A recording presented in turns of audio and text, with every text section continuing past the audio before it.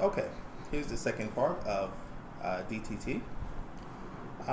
If you notice in the last video, I ran all of my trials in a row in one program. It is preferable to run everything in one sitting and focus on one program at a time. This is ideal. This may be difficult depending on who has written your programs or the BCBA that you're working with. But ideally, you want to do one program at a time, all the trials back to back, and you want to focus on one thing at that time.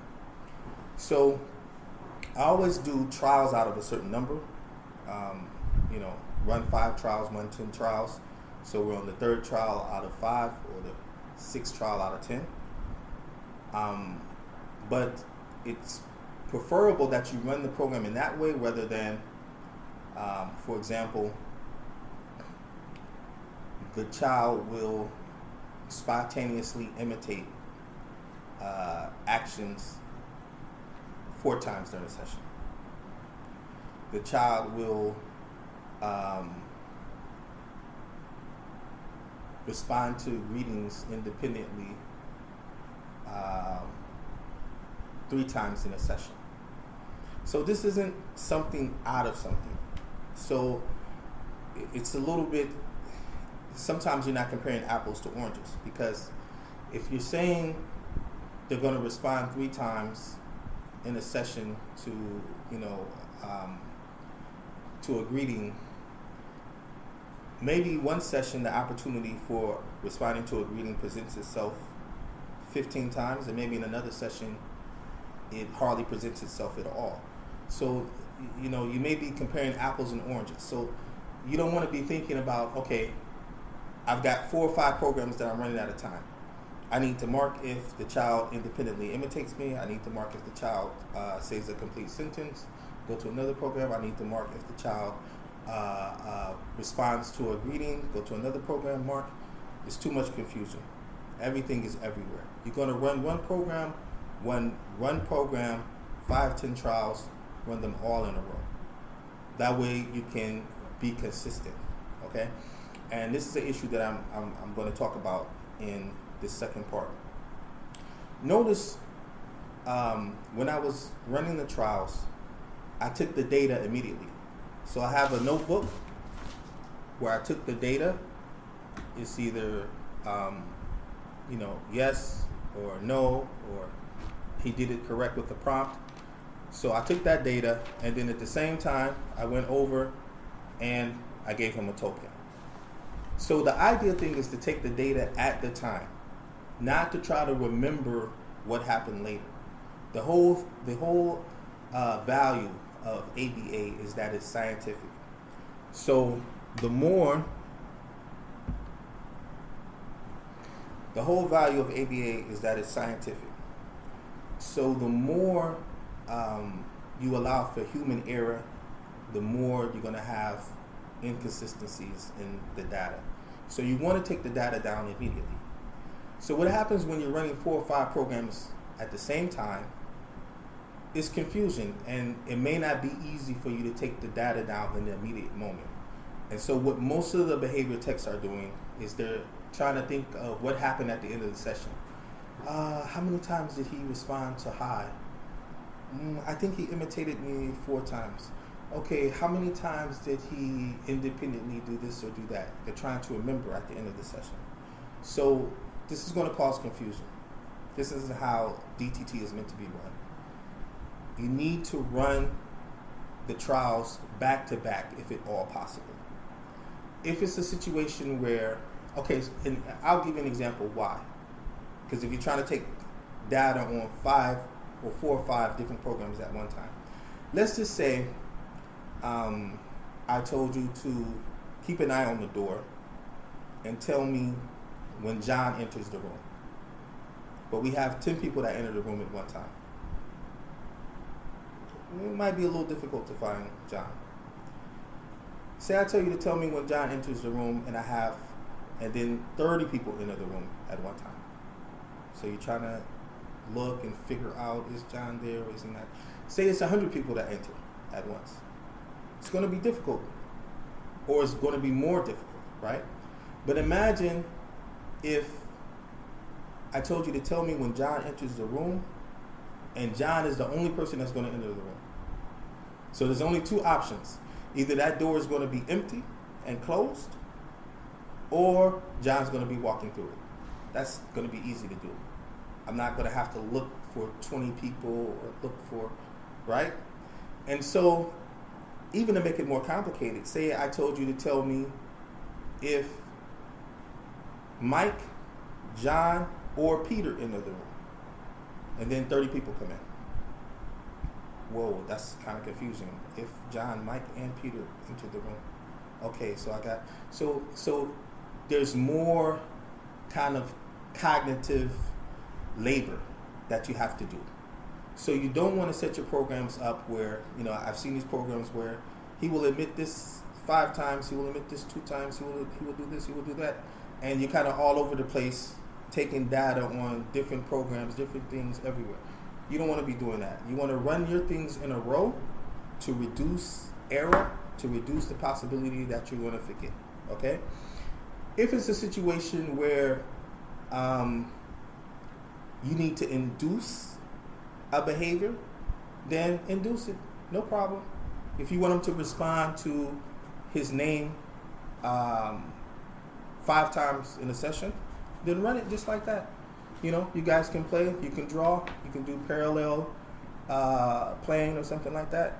And you can say, hey Johnny, see if he responds. Good job responding to your name. Put here, give him a token. Then you can play again for a few more seconds. If the program, for example, is waving hi, or returning a wave, or returning a greeting, then you can play for a few minutes. You're playing, doing different, sharing toys and stuff. Hey, Johnny. See if he waves back. Good job waving back. Record your data. So what I'm saying is, if you can induce the situation that gives him the opportunity 5 times in a row, 10 times in a row, but you want to run your program at one sitting. That's what you want to do ideally. You want to run it at one sitting. Each trial is going to get a reinforcement of some type, and then finishing the set of 5 or 10 or whatever set you're running is going to get a reinforcement, a larger reinforcement of some type that he's working for. So that's the ideal thing. Programs can be set up in other ways, but this is the way that is probably most productive and the easiest, especially when you're starting out. You don't want things everywhere. It's like when you're learning how to play a sport, or you learn how to play basketball. So the coach comes over to you and teaches you how to shoot. Says, okay, you hold the ball this way, you shoot this way, you get your wrist. Now you might say, oh yeah, I can do this and do all this other stuff. And yeah, that might be true. But first you need to learn the basics. So yes, there are times where you don't run the trials back to back. There might be other situations where you wouldn't want to do that. But generally, this is how you want to do it because it's easier to keep the data. So don't be everywhere. If you have a trial that is on asking questions, or you have a trial that is on asking vital information, like what's your phone number, what's your address, what's your name, run those trials back to back. Run them 5, 10 times, give them the reinforcement. If you have a program on matching, run the matching 10 trials back to back. Then give them reinforcement. Don't run mismatch different programs all at the same time, confusing you and confusing the child if it's at all possible. Another thing is the number of programs. So I've seen places where a child has 50 programs or 60 programs. If you ask anyone in ABA how many programs should a child have, they're always going to say it depends on that child. So technically that's true. You may have someone who's trying to stop smoking cigarettes, and they may only have a few goals that they're working on. Where you may have someone that has intellectual disability, social skills deficits, motor skills deficits, speech or communication problems. So you may have someone that has a number of different things that they're working on. So yes, the number of programs is relative to the child that's in front of you. That is true. But the realistic answer as to how many programs should be active for one child is that, in my experience, the minimum is 4, the maximum is 15. This is the number of programs you should have. Minimum 4, maximum 15. And more than likely, most children are going to call them between 7 and 12. That's been my experience. 4 and 15, if you have less than 4 programs and you have a child that's been diagnosed with ASD or a child with another learning disorder, if you can't think of more than 4 things to work on with that child, then you're not thinking hard enough. If you've got more than 15 programs that you are actively working on at one time, it's too much confusion. You're juggling too much. It's too much confusion. It's too much confusion for the child, and it's too much confusion for the behavior technician, right? So typically you're going to go between 7 and 12. It might be a little less than that. It could be more than that. And part of the DTT program is that you want to run everything back to back in massive trials. So you want to run them every day. So another thing that I see sometimes is that, the program says to be run weekly, for example. You don't want to run a program weekly. You want to run it back to back every single day. The more trials, the more the child is going to be conditioned, or the more the child is going to understand and give you the response that's desired. So that's a very important thing that I wanted to mention. A child may very well have 40 goals or 50 goals or 60 goals, as I've seen. But those goals shouldn't be active. You need to concentrate on 15 at the most. After you master those goals, you accomplish those goals, they exhibit the behavior that is desired. You can put the program on maintenance. They can do it once a week, and then you can make way for some other goals. But you don't want more than 15 active goals at one time. It's too confusing. And it's also going to be too confusing for the therapist, yourself. So you want the therapist to be familiar with the programs, to understand the programs. You want to simplify things. And so the programs that the therapist understands, is very familiar with the child, familiar with the protocols, familiar with the conditions of reinforcement, familiar with the reinforcement schedule. Everything's going to run a lot smoother if back-to-back they're running 14 programs every day. Then we get mastery. We move those to maintenance. We take on new programs. Then trying to understand the rules and protocols for 50 or 60 different programs.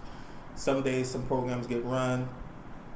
These programs are a little bit harder than others. So 3 or 4 or 5, 6 days, 1-2 weeks go by. Nobody runs some other programs, and even when that program is ran after 1 week or 2 weeks, the child has forgot whatever the protocols were and things like that. There's too much confusion. Run the same programs back to back, massive trials. It's going to be it's going to be easier for the child to understand what you're trying to teach him, and he's going to master those things easily. And so it's the same thing with affairs in your life. If you're trying to plan for a wedding, and you're trying to move into a new house, you're trying to get a new job or promotion, you're trying to finish a degree, you're trying to start a business, if you're trying to do all these things, then you probably end up failing at all of them and not doing any of them well. So you want to focus on one thing, or focus on a set number of things that you can do well at the time, Then when you accomplish that, you move on to something else. And so having massive programs is just something that I want to try to discourage you from doing. Have a limited number, work on those, drill them every day, repeatedly, and then move on from there. Another thing I wanted to touch on is data. You want to make sure that you're taking data, if you can, immediately after the trial. Not even immediately after the program. If you can, each trial. This is the proper way to run DTT. So there's a lot of people that are just, I've seen this, trying to remember what happened. I think he did that 4 times, or, at the end of the session, just going in and maybe trying to take some data or write some things down. The session's been 3 hours, 4 hours. This is not proper DTT. Proper DTT should be, you give the SD, you get the response, you give the consequence, and you record data in that moment. Right? So that's going to make sure that data is more accurate. And running the trials in one program, back to back, 10 trials in a row, is going to make it easier to record the data instead of having things spread out all over the place, doing multiple programs at a time. Another thing that I want to touch on in regards to data is that a lot of us come from teaching backgrounds, myself included. Was a special education teacher for a number of years. And so as a teacher, you kind of want to give high marks, right? Traditionally in education, we use marks kind of as a way to motivate the students. So we want to give high marks. We don't want the child to fail, right? And, even when I was teaching, it was very difficult to fail my class, because if you were giving an effort, if you were coming to see me, if you were trying to do your homework, you were handing in your homework, it's very difficult to get a low grade if I saw that effort and I saw that you were putting in that time. So the tendency in education is to want to give high marks. This is the tendency. You want to, you're attached to the kid, you have a connection to the kid, you see them every day, oh, he's so cute. And so you want them to get the higher mark. And so what ends up happening a lot of times with data collection with people who are new to behaviorism, or new BTs or RBTs, you look at the data and, this guy has 9 out of 10 or 8 out of 10 or 10 out of 10 on everything. You're like, wait, how? I assessed this guy and I didn't see him exhibit these skills. She's got 10 out of 10 across the board. So what ends up happening is, I don't want to give him an X or a minus on this one, so I'm going to give him a plus. So this tendency, it leans towards incorrect data. And that's not what you want. That doesn't help the child. So we have to leave that, that parently tendency, or the tendency that we may have brought in from education to lean towards giving him pluses when he didn't earn the plus. Because we're looking at this data to assess it, to understand if he has maintained the skill or he has acquired the skill or not. So if the data doesn't represent that, then your BCBA is going to make decisions that are not properly informed decisions. Okay, so you want to stick to the protocol as strict as possible. You don't want to veer from that. If he didn't do it, he didn't do it. I've seen programs that say he has to respond in 3 seconds. He obviously responded in 7 seconds, and then they say, okay, plus. It's like, no, it's a minus. Oh, buddy, no. Whatever the protocol is, then that's what you have to stick to. So make sure you're very strict on following the protocol in terms of whatever the SD is, whatever the criteria is for gaining a plus or for getting a reinforcement, and so forth and so on. Stick to it. because that's going to help the child in the long term.